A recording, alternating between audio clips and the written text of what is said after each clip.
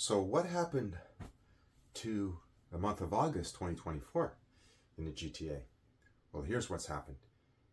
Even though there was a lot of rain, and even though interest rates were a little bit lower, what happened is prices were softer again by about 3%. So prices went down approximately $32,000, as you can see. So the average price in the GTA, $1,074,425 as of August 2024. Now that was great for buyers. Wise buyers stepped up and ended up purchasing. And how wise overall? Well, it's over $260,000 less than the apex of February 2022. So again, I congratulate the buyers that took action and purchased. So now, how is that compared to the apex? Well, it's down about 19.5% from February 2022. So that's awesome. Now, interest rates did go down again, another 25 basis points at the beginning of, September 4th announcement.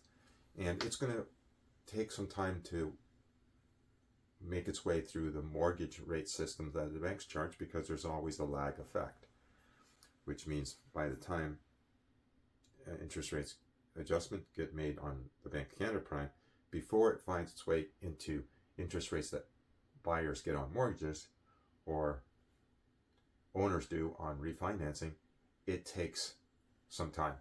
Sometimes it's days, sometimes it's weeks. So, however, you're in good company by locking into a lower term rate at this juncture. Why? Because it looks like interest rates should keep on coming down. And there are two primary drivers for that. First is the economy. Number one, Canada's unemployment rate is at the highest level in years. So obviously, higher interest rates hurt the unemployment rate. They want to get that down. Secondly, inflation is in the 2% range, which is what the federal government, Tiff Macklin, wants.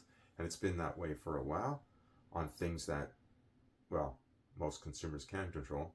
Things they can't control, we've already talked about it. Groceries, energy, real estate, whether it's owned or rented. Consumers can't control the prices of those. Those are market value driven for the most part, right?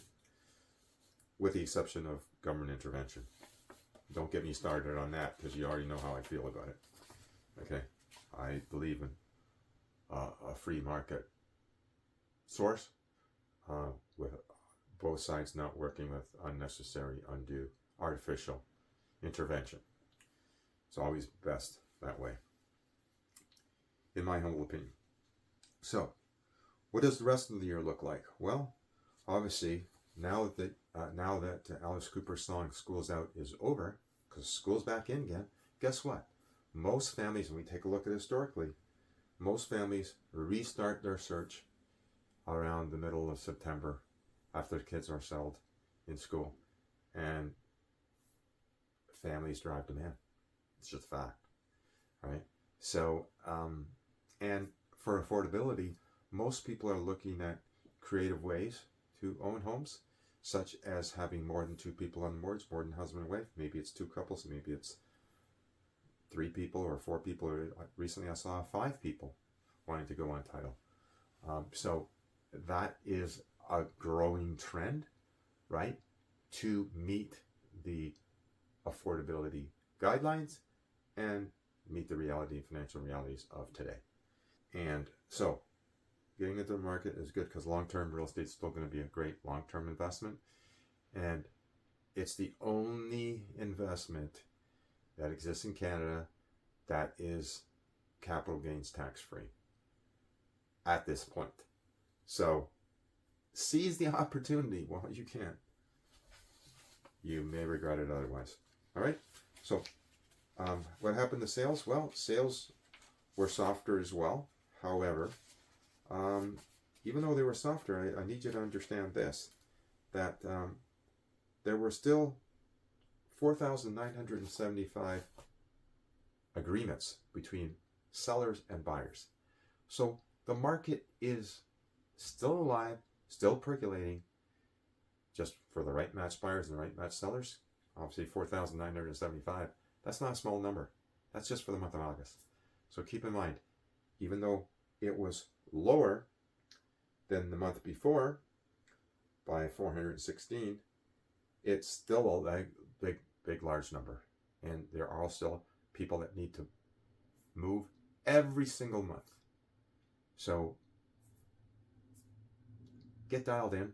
And for any other information, please reach out to us.